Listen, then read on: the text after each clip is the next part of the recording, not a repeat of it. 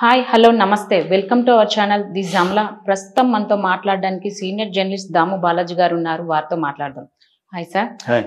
ఈ మధ్య కాలంలో డబ్బు కోసం ఒకరినొకరిని హత్య చేయడం, ఇంకా దొంగతనాలు చేయడం ఇవన్నీ బాగా ఎక్కువైపోయినాయి సార్. దీంతో ఇప్పుడు మనకు ఇంకొకటి కొత్త న్యూస్ తెలిసింది సార్. ఇన్సూరెన్స్ కోసం ఒక ఫ్రెండ్ని చంపేశాడు. అంటే ఇది ఎలా జరిగింది సార్? ఎందుకోసం చంపేశాడు అతను? ఇన్సూరెన్స్ హత్యలు అనేవి ఈ మధ్యకాలంలో పెరుగుతుంది. యాక్చువల్గా నేను లాంగ్ బ్యాక్ అంటే ఒక 20 ఏళ్ళకి ముందే హాలీవుడ్లో ఇలాంటి సినిమాలు చూశాను. అంటే ఇన్సూరెన్స్ భర్త పేరుతో ఉంటుంది. భార్య భర్తను చంపడానికి ఒక ప్లాన్ వేస్తుంది. ఫైనల్గా ఎలా చంపింది, దాంట్లో భార్య ఎలా దొరికింది లేదా ఎస్కేప్ అయింది, ఇలాంటి కాన్సెప్ట్. అట్లాగే భర్త కూడా భార్యను చంపడం, ఇలాంటివి చాలా చూసాం.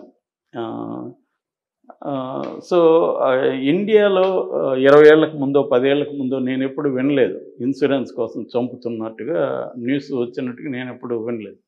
కానీ ఈ మధ్యకాలంలో చాలా కేసులు విన్నాను నేను. ఇది కొత్త కేసేం కాదు. ఆ మధ్య కూడా లాస్ట్ ఇయర్ కూడా తెలంగాణలో ధర్మ అనే ఒక వ్యక్తి కారులో ఒక కుర్రాడిని పెట్టి కాల్చేశాడు తన పేరుతో. దాదాపు 7 కోట్ల ఇన్సూరెన్స్ అనమాట. మొత్తం 25 పాలసీలు తీసుకున్నాడు. సో తనలాగే ఉండే ఒక అతన్ని కారులో పెట్టి ఒక కార్ని ఒక దగ్గర హైవే దగ్గర పక్కన కాల్చేసి తను చనిపోయినట్టుగా క్లెయిమ్ చేయడానికి ట్రై చేశాడు, దొరికిపోయాడు. అట్లాగే అహ్మదాబాద్లో ఒక 17 ఏళ్ల భిక్షగాడిని పట్టుకొని అతన్ని చంపేసి తాను చనిపోయినప్పుడు తను ఒకటి క్రియేట్ చేశాడు. సో ఇలాంటి కేసులు నేను గతంలో చాలా విన్నాను. ఇప్పుడు జరిగింది ఏంటంటే, తమిళనాడులో చెంగల్పట్టు అనే ఒక ఏరియా ఉంది, డిస్ట్రిక్ట్. ఆ చెంగల్పట్టు దగ్గర అయినావరం అనే ఊర్లో ఒక జిమ్ ట్రైనర్ ఉన్నారు. అతని పేరు సురేష్ హరికృష్ణ. అతనికి జిమ్ సరిగ్గా నడవక కొంత ఆర్థిక ఇబ్బందులు, అప్పులు వచ్చాయి. సో అతను ఈ వెబ్ సిరీసు, ఇంగ్లీషు సినిమాలు ఇవన్నీ చూస్తుంటాడు. సో ఇందులో ఇన్సూరెన్స్ ఫ్రాడ్ ఎలా చేస్తారు ఇవన్నీ చూశాడు.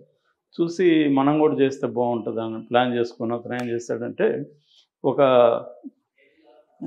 1 crore ఇన్సూరెన్స్ తన పేరు మీద తీసుకున్నాడు. తీసుకున్న తర్వాత ఏం చేశాడంటే, తనలాగే ఉండే ఒక కుర్రవాడి కోసం వేట మొదలుపెట్టాడు.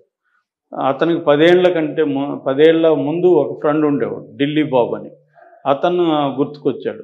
ఇతనికి ఒక క్లోజ్ ఫ్రెండ్స్ ఇద్దరు ఉన్నారనమాట, కృష్ణన్ అండ్ కార్తి రాజన్ అని.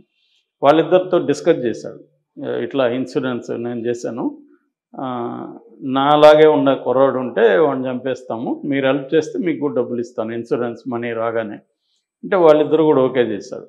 సో ముగ్గురు వెతికితే 10 ఏళ్ళకు ముందు ఢిల్లీ బాబు వీళ్ళకి గుర్తొచ్చారు.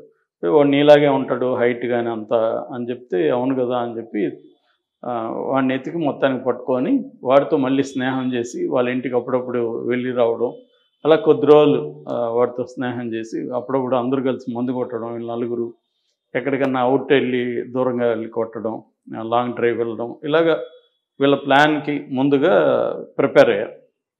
ఆ తర్వాత వీళ్ళు ఒక ప్లాన్ చేసింది ఏంటంటే, కొంత పాండిచ్చేరి దగ్గరలో వెళ్ళి ఒక ఖాళీ జాగా ఉంటే ముందే అక్కడ గుడిసె వీళ్ళే వేశారు.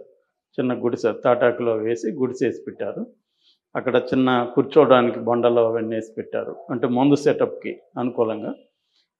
దాని తర్వాత ఈ అబ్బాయిని, ఈ ఢిల్లీ బాబుని సరదాగా పోదాం రా అని చెప్పి ఎప్పట్లాగా తీసుకెళ్ళాడు. ఇప్పుడు అనేకసార్లు వెళ్ళాడు కాబట్టి వీడు సరదాగానే వెళ్ళాడు.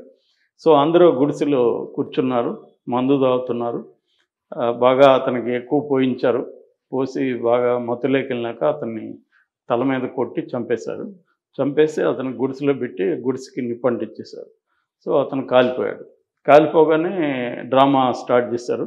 సో వీళ్ళిద్దరూ, ఇతనేమో పారిపోయాడు, మెయిన్ క్యాండిడేట్ ఈ సురేష్ హరికృష్ణ.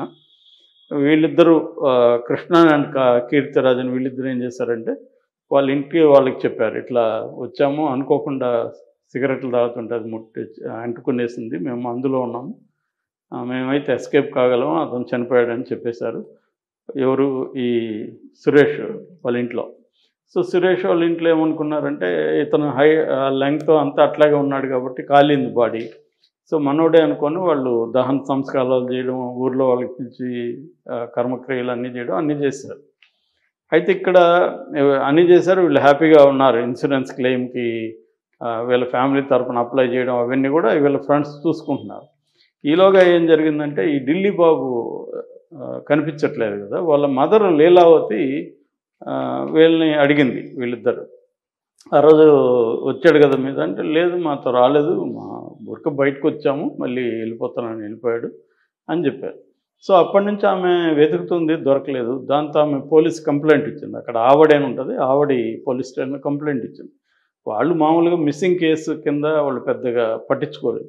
దాంతో ఆమె వదలకుండా హైకోర్టు, చెన్నై హైకోర్టులో habeas corpus writ petition file చేసింది. సో మామూలుగా హెబియస్ కార్పస్ అంటే ఒక మనిషి కనబడకపోతే పోలీసులకి ఆ మనిషిని కోర్టు ముందు ప్రొడ్యూస్ చేయమని అడగమని కోర్టులో రిట్ వేస్తారన్నమాట.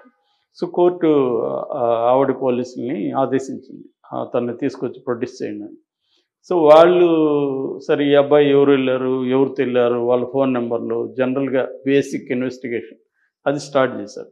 స్టార్ట్ చేస్తే ఈ ముగ్గురు పేర్లు బయటకు వచ్చాయి. ఎవరు, ఈ సురేష్ కృష్ణన్, తర్వాత కీర్తిరాజన్, కృష్ణన్ కీర్తిరాజన్ అండ్ సురేష్ హరికృష్ణ, ఈ ముగ్గురు పేర్లు వచ్చి సురేష్ చనిపోయాడు. సో వాళ్ళు ఏం చేశారంటే ఫోన్లు ట్రేస్ చేశారు, వీళ్ళిద్దరు ఫోన్. సురేష్ ఫోన్ వాళ్ళకి దొరకలేదు, చనిపోయాడని చెప్పి ఆ ఫోన్ కూడా వాళ్ళు ధ్వంసం చేశారు, ఫోన్ కూడా ఉండకూడదని. సో వీళ్ళిద్దరి ఫోన్లు ట్రేస్ చేస్తే ఆ టైంకి అతని ఫోన్ కూడా, ఢిల్లీ బాబు ఫోన్ కూడా అక్కడ సిగ్నల్ ఉన్నట్టుగా వాళ్ళకి తెలిసింది. అట్లాగే వీళ్ళిద్దరిది ఉన్నాయి, ఈ సురేష్ది కూడా ఉంది. సో దీన్ని బట్టి వీళ్ళే ఏదో చేసుంటారు అని చెప్పి ఏం చేశారంటే వాళ్ళిద్దరిని పట్టుకొని ఇంకా వాళ్ళ పద్ధతిలో బాగా కొట్టడం అవన్నీ చేశారు. దాంతో ఆ దెబ్బలకి తట్టుకోలేక వాళ్ళు విషయం చెప్పేశారు. విషయం చెప్పి మరి సురేష్ ఎక్కడంటే పలానా ఊర్లో ఉన్నాడు ఒక విలేజ్లో అని చెప్తే వీళ్ళు వెళ్ళి ఆ విలేజ్లో సురేష్ని పట్టుకున్నారు. అతను కూడా కనిపిస్తాడు, ఇట్లా ₹1,00,00,000 కోసం చేశాను. ఇప్పుడు ముగ్గురిని అరెస్ట్ చేసి కోర్టుకు పెట్టారు, కోర్టు రిమాండ్కి పెట్టింది. ఇది బేసిక్ కేసు.